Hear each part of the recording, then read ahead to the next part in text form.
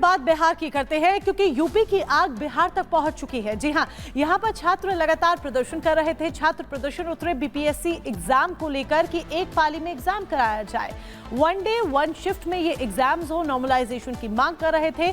लेकिन जब ये छात्र सड़कों पर उतरते हैं, प्रदर्शन करते हैं, तो तस्वीर ऐसी निकलकर सामने आती है कि पुलिस लाठियां भांजती है, उन्हें खदेड़ने की कोशिश करती है। और इस पूरे मसले में खान सर की भूमिका किस तरह की है? क्या कोचिंग सेंटर्स छात्रों की अगुवाई करते हुए नजर आ रहे हैं, प्रदर्शन की अगुवाई करते हुए नजर आ रहे हैं? इस सवाल के जवाब के लिए इस रिपोर्ट को देखिए।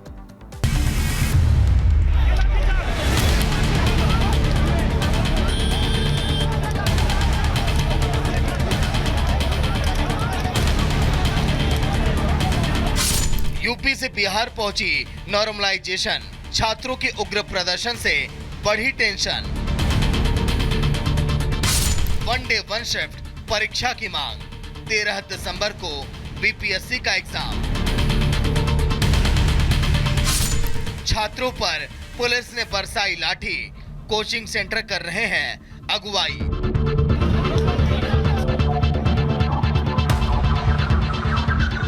छात्रों का जमावड़ा, नारेबाजी की ये तस्वीर बिहार की राजधानी पटना की है। ये छात्र बीपीएससी के दफ्तर का घेराव करने पहुंचे थे।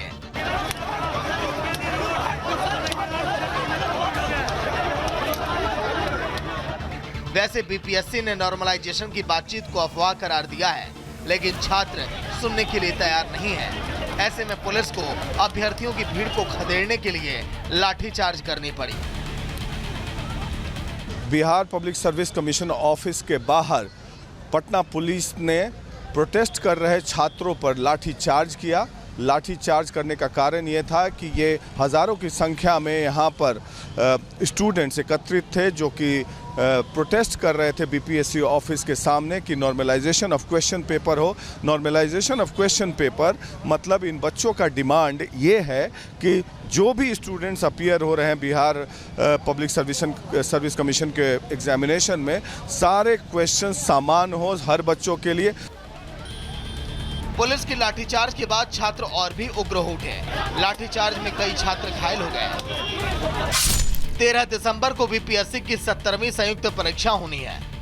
925 परीक्षा केंद्रों पर 4,80,000 छात्र परीक्षा में शामिल होंगे। वैसे बिहार लोक सेवा आयोग ने पहले ही कहा था कि 70वीं सिविल सेवा परीक्षा में नॉर्मलाइजेशन लागू नहीं होगा, लेकिन छात्रों को बीपीएससी की बातों पर भरोसा नहीं है। आप देखिए किस तरह से महिलाओं को दौड़ा दौड़ा कर पीटा जा रहा है। एक भी महिला पुलिस नहीं है, सारे मेल पुलिस ऑफिसर्स मार रहे हैं यहाँ पे लोगों को। ये क्या तरीका हुआ? आप पेपर पे बड़े बड़े महिला सशक्तिकरण के वादे करते हैं कि हम महिलाओं को बहुत आगे ले जा रहे हैं। ये आपका महिला सशक्तिकरण है? बिल्कुल, ये आंदोलन को सिर्फ बात करने आए थे, लेकिन हम लोग का बात सुना नहीं गया, बात करने का मौका नहीं दिया गया, ऊपर से लाठीचार्ज किया गया। हम लोग कोई भी कुछ भी गलत नहीं कि हम शांतिपूर्वक ढंग से अपना बात करने आए। यही लाठीचार्ज नहीं होनी चाहिए थे। हम लोग शांतिपूर्वक से आए थे तो शांतिपूर्वक बात करनी चाहिए। तो ऐसे लाठीचार्ज करना कहीं तक जायज नहीं था। उधर आयोग ने कोचिंग सेंटर्स पर अफवाह फैलाने का आरोप लगाया है। पुलिस ने इस मामले में खान सर को हिरासत में ले लिया है। छात्रों के प्रदर्शन पर अब सियासत भी शुरू हो गई है। अब सियासत हो या फिर कुछ और, लेकिन एक बात तो साफ है कि अफवाह ऐसी चीज है कि 7 दिन बाद परीक्षा है और छात्र बीपीएससी के दफ्तर के बाहर प्रदर्शन कर रहे हैं। Bureau report, Republic Bharat. तो बिहार के पटना में छात्रों का आक्रोश देखने को मिल रहा है और छात्रों की क्या मांगे वो तो आपको बताएंगे, लेकिन नॉर्मलाइजेशन का विरोध क्यों हो रहा है सबसे पहले आपको ये बता देते हैं। देखिए, नॉर्मलाइजेशन का बीपीएससी के अभ्यर्थी लगातार विरोध कर रहे हैं। ऐसा क्यों कर रहे हैं, अब आपको ये भी जानकारी दे देते हैं कि 1 नंबर से जो अभ्यर्थी है वो सेलेक्ट और रिजेक्ट होता है, और ऐसे में इससे मेरिटोरियस अभ्यर्थी जो है उनका काफी ज्यादा नुकसान होगा, ऐसा छात्रों को कहना है। छात्रों को आशंका है कि नॉर्मलाइजेशन की प्रक्रिया की आड़ में गड़बड़ी भी हो सकती है और ऐसे में उनके भविष्य पर भी तलवार लटक सकती है, इसलिए नॉर्मलाइजेशन का लगातार विरोध होते हुए नजर आ रहा है। तो ये तो आपने समझ लिया और जान लिया कि नॉर्मलाइजेशन का विरोध लगातार हो रहा है। क्यों हो रहा है ये आपने जाना। अब छात्र प्रदर्शन क्यों कर रहे हैं, सड़कों पर क्यों है, ये भी जान लीजिए। प्रश्न पत्र के एक ही सेट की मांग छात्रों की तरफ से की जा रही है कि अलग अलग सेट्स ना हो, अलग अलग सेट का विरोध छात्र करते हुए नजर आ रहे हैं। अगर प्रश्न पत्र का एक सेट लीक हो सकता है तो दूसरा और तीसरा सेट भी लीक हो सकता है, ये छात्रों का कहना है। बीपीएससी ने पेपर लीक के मामले को लेकर इस पर संज्ञान भी लिया है। नॉर्मलाइजेशन पॉलिसी का भी विरोध यहां पर होता हुआ नजर आ रहा है। औसत मार्क्स के आधार पर रिजल्ट आता है, एक अप्रॉक्स मार्क्स पर। इस साल से यह पॉलिसी लागू नहीं हुई है। भ्रम पैदा करने के लिए अफवाह फैलाई जा रही है, ऐसी बात निकलकर सामने आ रही है। 13 दिसंबर को 925 सेंटर्स पर यह एग्जाम होना है, लेकिन उससे पहले छात्र सड़कों पर। परीक्षा में करीब 5 लाख छात्र शामिल होने वाले हैं। 5 लाख छात्र हैं जो इस परीक्षा को देंगे। 13 दिसंबर को परीक्षा होनी है, लेकिन उससे पहले जो स्थिति बन गई है, सड़कों पर छात्र नजर आ रहे हैं। इसमें 13 तारीख को यह परीक्षा कैसे होगी, ये एक सवाल यहां पर। महाराष्ट्र को लेकर अगली बड़ी खबर बताएंगे आपको महिमा। आगे बढ़ते हैं और बात करेंगे महाराष्ट्र की। देखिए, महाराष्ट्र में नई सरकार का गठन हो चुका है। मुख्यमंत्री देवेंद्र फडणवीस, उप मुख्यमंत्री एकनाथ शिंदे और अजित पवार उप मुख्यमंत्री है। लेकिन अब देखना होगा कि महाराष्ट्र में किस दल का कौन कौन मंत्री बनता है और आखिरकार कौन कौन आगे आता है, देखना काफी ज्यादा महत्वपूर्ण होगा, क्योंकि चर्चाएं काफी ज्यादा तेज है। इस पर आप उस रिपोर्ट को देखिए। मी देवेंद्र सरिता गंगाधरराव फडणवीस ईश्वर साक्ष शपथ घेतो की मी एकनाथ गंगूबाई संभाजी शिंदे ईश्वर साक्ष शपथ घेतो की मी अजित आशाताई अनंतराव पवार गांभीर्यपूर्वक प्रतिज्ञा करतो की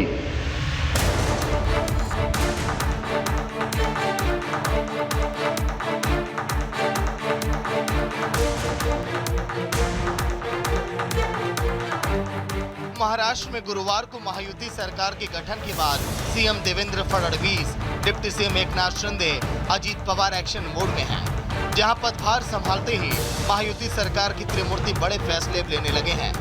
वहीं महाराष्ट्र में चुनावी इतिहास में प्रचंड जनादेश जीतने के बाद अब बारी महायुति सरकार के मंत्रिमंडल विस्तार की है, जिसे लेकर महाराष्ट्र के सियासी गलियारों में कयासों का बाजार गर्म है। महाराष्ट्र में महायुति सरकार का गठन, अब विभागों के बंटवारों पर सभी की नजर। महाराष्ट्र में देवेंद्र फडणवीस के नेतृत्व में महायुति सरकार बनने के बाद अब जल्द कैबिनेट का विस्तार होने वाला है। माना जा रहा है कि राज्य सरकार का विस्तार 11 या 12 दिसंबर को होने की पूरी संभावना है, जो कि विधानसभा के विशेष सत्र के बाद होगा। इस बीच नई सरकार में मंत्रियों के कोटे पर सूत्रों से जानकारी है कि इसमें बीजेपी से करीब 21 से 22 मंत्री बनाए जा सकते हैं, तो शिवसेना से करीब 11 से 12 मंत्री बनाए जा सकते हैं। एनसीपी से करीब 9 से 10 मंत्री बनाए जाने की खबर है। आपको बता दें कि महाराष्ट्र कैबिनेट में सीएम सहित अधिकतम 43 मंत्री बनाए जा सकते हैं। बताया जा रहा है कि कुल मंत्रियों की संख्या 1 से 2 दिन में फाइनल हो सकती है। तो अहम विभागों को लेकर चर्चाओं पर विराम लगता दिख रहा है। सूत्रों की माने तो गृह विभाग बीजेपी अपने पास ही रखेगी। इसके अलावा वित्त विभाग भी बीजेपी अपने पास ही रखेगी। शिवसेना को शहरी विकास और राजस्व विभाग मिल सकता है। वहीं शपथ ग्रहण के बाद राज्य की कमान संभालते ही रिपब्लिक से खास बातचीत में सीएम देवेंद्र फडणवीस ने गृह विभाग की जिम्मेदारी सहित अन्य विभागों के बंटवारे पर कहा कि इसे जल्द ही पूरा किया जाएगा। खींचातानी नहीं है, मैं आपको बोल देता हूँ, हम लोग इसका निर्णय जल्दी सब कर लेंगे। ऐसा है कि 2004 में भी महाराष्ट्र में 13 दिन बाद सरकार बनी थी, पूरा बहुमत था। 2009 में भी पूरा बहुमत था, 9 दिन के बाद बनी थी। 3 पार्टियां होती है तो कई चीज़ों पर फैसले करके बाद में सरकार तैयार होती है। हम 3 पार्टियां हैं, ऑलमोस्ट हमने चीज़ें फाइनल कर लिए, कुछ चीज़ें बची है उसको भी फाइनल करेंगे और एक्सपांशन भी करेंगे। महाराष्ट्र में सरकार बनाने की हैट्रिक लगाने के बाद अब सबकी निगाहें महायुति सरकार के विभागों के बंटवारों सहित जनता से किए गए उन सभी वादों के पूरे होने पर है, जिनके आधार पर लोगों ने महायुति को बम्पर वोटों से विजयी बनाया है।